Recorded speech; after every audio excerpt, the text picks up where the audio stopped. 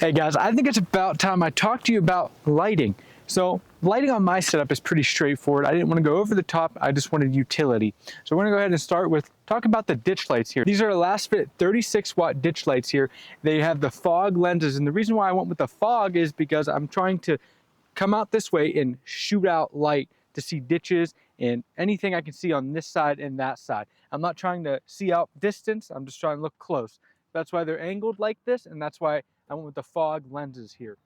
Coming up here to the front, I also have another set of ditch lights, but I'm actually using them as fog lights in the bumper. Now these are the 18 watt ditch lights from Lasfit, and I went with fog lenses again. And the reason why I went with 18 watt versus 36 watt is because one, they're very bright, and these are my fog lights. And I didn't want to blind people. They're already extremely bright. These work great, and I have them angled down perfectly to be able to see and cut through fog. Now the reason why I went with yellow for these two lights here is to cut through dust, fog, and snow. Be able to cut through that is a big deal to me, and that's why you see a lot of yellow on the truck. And it looks pretty cool. Now coming down here in the bumper here, this is actually a big Lion. I don't know, it's some off-brand off Amazon there. It's about $40, but this light bar down here works surprisingly well. I thought it was gonna be pretty junk because it was only $40, but it works pretty good. The reason why I went with that versus Lasfit again, because Lasfit does not have any light bars with this yellow tint on their lenses, and I wanted it to match with the yellow here and be able to cut through even more fog if need be, because this is a combo spot and flood lens down here. So I'll be able to shoot far distance as well and have more fog cutting abilities. Then coming up to the roof rack here, this is the Lasfit 52-inch light bar. This is also a combo lens here. It's a spot and flood. This works really good to be able to see really far distances. I don't use it too often because I'm usually deep in the woods and I don't need to be able to see far. Usually the lights I have here are plenty, but there's sometimes when I'm looking for a camp spot late at night around 12 and I'm using this to be able to see what's going on. The last lights here are these Lasfit rock lights. I got 4 of them underneath the truck in each corner. Now I don't use these like other guys do. I use them to set up my camp at night. I can't tell you guys how many times I've been setting up my camp setup at night, not being able to see what I'm doing, or packing up around 4 in the morning when I can't see. And that sucked. So that's why I installed these. I'm able to flick them on and see the entire campsite, not trip over anything. It is a game changer. They're also a combo light, so you can flick that to amber or white. I like the amber because it looks cool, but when I'm trying to see what I'm doing, I always have it on white and it works fantastic. So if you guys are new to the channel here, I work really closely with Lasfit since I started this channel. They have helped me do all the lighting on this truck basically. So big shout out to them. If you're interested in checking out any of the lights from Lasfit, you can use my code MDV10, 10% off. Helps the channel out. I get a little bit of kickback from that as well, and you get some awesome lights. I want to talk to you guys about how I have these lights wired up to help you guys out if you need some help with wiring this up. It's a little bit difficult if you don't really have that mindset or you had never really done it before. So coming here, I actually have this yellow light bar wired into the ditch light button. The reason why I did that was, one, I ran out of the button spots in the truck. I didn't want to install a panel. Secondly, I wanted yellow light to be just one button. So now when I'm driving down the road, if I'm in dusty, snowy, foggy conditions, I hit the ditch light button and that just produces a ton of yellow light in front of the truck and just cuts through any kind of condition so I can see. These lights down here are connected to the factory fog light harness. I spliced right in, so whenever I turn my factory fog lights on, these turn right on, no button needed for that. Coming up here, I have a specific light bar button for this.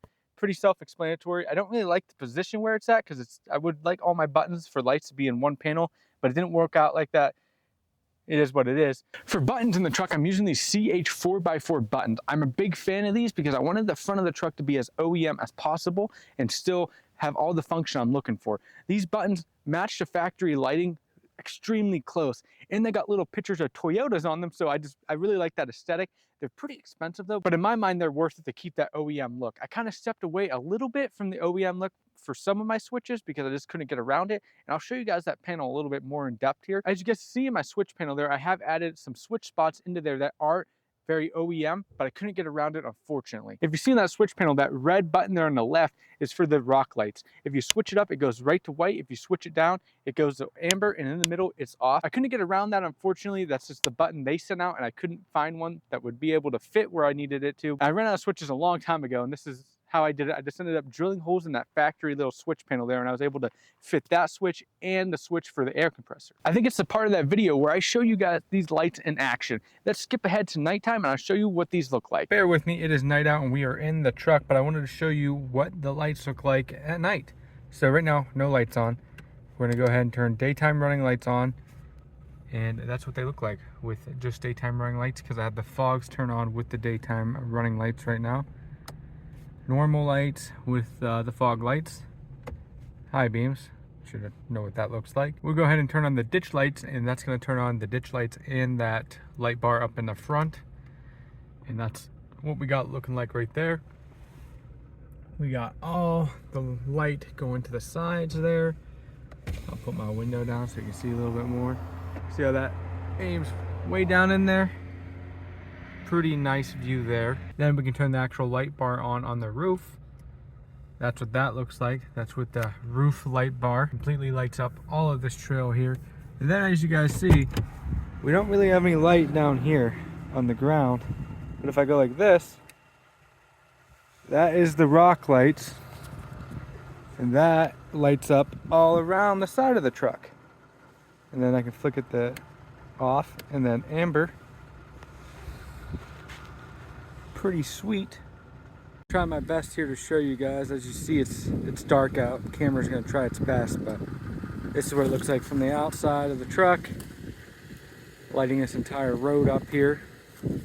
It is extremely bright, but as you can see, these rock lights down here are pretty awesome.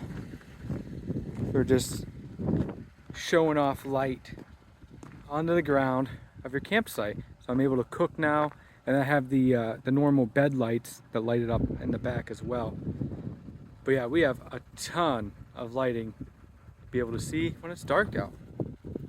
I do have a few other lights to talk about here, but they're nothing too special. I just have the LED light package as well on the inside of the truck. You can get that from Lasfit, and the LED package for the license plate. It's very nice. It gets rid of that gross halogen, so it makes the truck look a lot newer, and you can see a little bit better as well with the backup camera. But be very careful, because if you go too bright like I did, you're gonna need these little covers that block the light from hitting the camera and blinding it, so you can't use it at all when you back up. There's a fine line between going too bright with the license plate lights. I hope you guys enjoyed this video. I hope it gave you some insight on how I have my lighting set up, maybe gave you some cool ideas. Check out Lasfit. Everything will be linked down in the description if you're interested. Please hit that like button, hit the subscribe button. It means a ton to me. We're on a road to 10,000 subscribers. We're so close. We're like 41% there. We're so close. Thank you guys for watching. Do me a big favor. Check this video out right here. It's pretty good, and I'll see you in the next one.